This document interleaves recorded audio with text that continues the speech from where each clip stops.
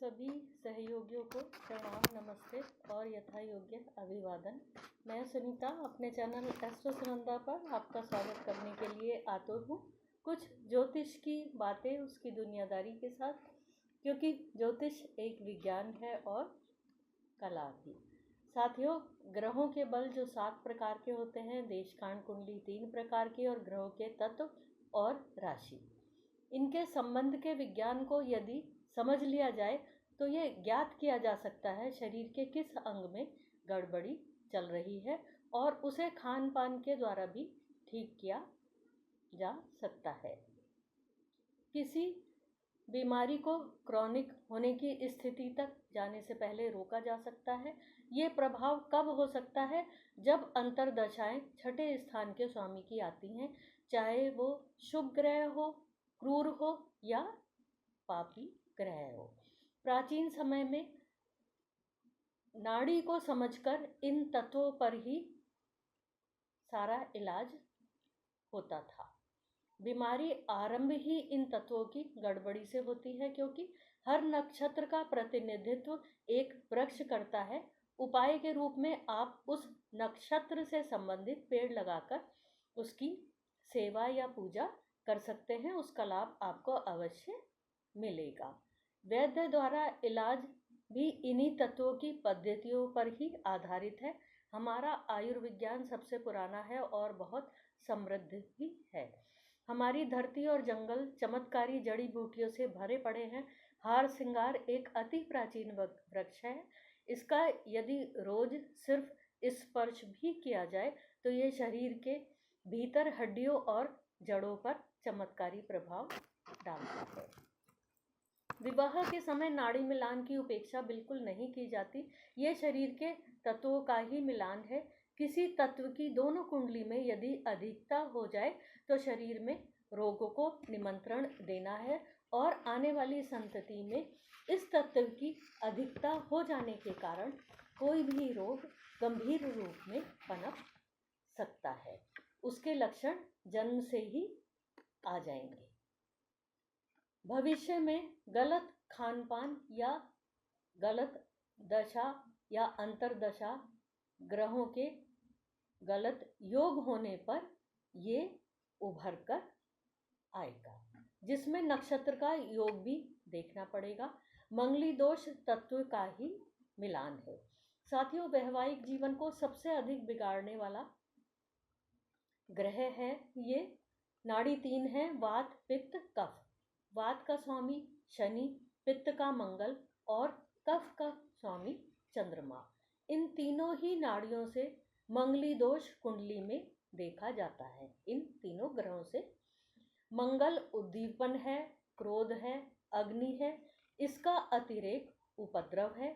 इसका समन बृहस्पति यानी समझ और समझदारी से होता है। संबंधों में हिंसा, शरीर में चोट, एक्सीडेंट और रिश्तों में विच्छेदन का कारण ये मात्र पितृदोष यानी मंगल दोष बन जाता है।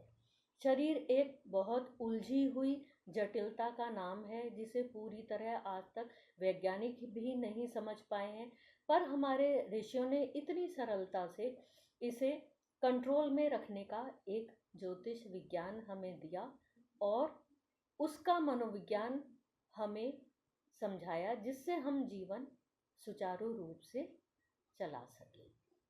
इसका आधार नक्षत्र ही है। उनका गुण, धर्म, स्वभाव, आकृति, देवता, समय, सीमा नहीं बदलते। वो एक स्थिर है, स्थिति है। नक्षत्र से ही समय चक्र दशा का निर्धारण होता है। वो भी कालखंड निश्चित है। वो हमें जन्म के समय जो मिल गया सो मिल गया। जो गतिमान है उसमें से हम चुन सकते हैं अपने योग्य, उससे मिलने वाली ऊर्जा या तत्व को कम या ज़्यादा कर सकते हैं और अपने जीवन को उपयोगी बना सकते हैं। साथियों, मंगल के 3 नक्षत्र हैं, मृगशिरा, चित्रा और धनिष्ठा। इसके प्रथम 2 चरण पिछली राशि में और शेष 2 चरण अगली राशि में आते हैं। मृगशिरा के पहले 2 चरण वृष में और अगले 2 चरण मिथुन में, चित्रा के पहले 2 चरण कन्या राशि में, शेष 2 चरण तुला राशि में, घनिष्ठा के प्रथम 2 चरण मकर राशि में और शेष 2 चरण कुंभ राशि में आते हैं। उपरोक्त तीनों नक्षत्र पृथ्वी तत्व प्रधान राशि से वायु तत्व प्रधान राशि तक का एक विस्तार है। मृगशिरा का वृक्ष खैर है, देवता चंद्रमा। चित्रा का वृक्ष बेल है, देवता विश्वकर्मा।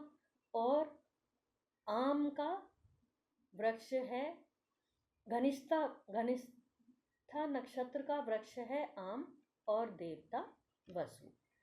मृगशिरा के प्रथम द्वितीय चरण में वृष राशि 23 अंश 20 कला से 30 अंश तक, राशि स्वामी शुक्र, उसके देवता चंद्रमा। यहाँ पित्त कफ मिलकर उपद्रव कर सकते हैं। इसे एक नक्षत्र के एक चरण के उदाहरण से मैं बताने का आपको प्रयास कर रही हूँ, जिसके अंग होंगे चेहरा, ठोड़ी, गाल, टॉन्सिल, तालू। रोग होंगे मुहासे, चेहरे पर चोट, गले में सूजन, रति रोग, खांसी और जुकाम। अन्य भी इन्हीं तत्वों से संबंधित रोग। स्वभाव होगा कार्यकुशलता पर कटुभाषी, स्वार्थी, झगड़ालू। समान नक्षत्र में विवाह होने पर आप स्वयं समझ सकते हैं कि आप एक उग्रता को निमंत्रण दे रहे हैं। विवाह के बिना भी गर्म सर्द या विरुद्ध आहारों का उन खाद्य पदार्थों की तासीर को समझे बिना सेवन करने से पित्त और कफ कुपित होगा, जिससे आपको रोग होगा। विवाह में नक्षत्र मिलान और कुंडली मिलान गलत तत्वों के मिलान से बचने के लिए ही किया जाता है। धर्म, अर्थ, काम, मोक्ष को साधने के लिए हमारा ये गृहस्थ जीवन है। यहाँ आप मोक्ष अपने लक्ष्य को माने, कर्तव्य को धर्म और संतान को अर्थ, और काम यानी कि आदान प्रदान। अतः इनकी प्राप्ति में विघ्न कम से कम आए और जीवन सुचारू रहे। जीवन में थोड़ा संघर्ष तो होना लाजमी ही है, जो हमारा कुंडली का छठा घर है, और तीसरा पुरुषार्थ। यदि ये नहीं होंगे तो व्यक्ति उपलब्धियों से दूर होता जाएगा और जीवन पुरुषार्थ के बिना निस्तेज बन सकता है, जिससे हम जो कुछ हैं उसे भी संभालने की क्षमता खो देंगे और बिना संघर्ष, बिना पुरुषार्थ के किसी भी तरह से सामंजस्य या अच्छे जीवन की कल्पना तो की ही नहीं जा सकती। पार्टनरशिप में सामंजस्य सुख एक पूंजी है, ये संभाल लिया तो सुख संभाल लिया। 7वें से गिने तो चौथा घर दशम में पड़ता है, जहाँ समस्त सुख और मानसिक संतोष है।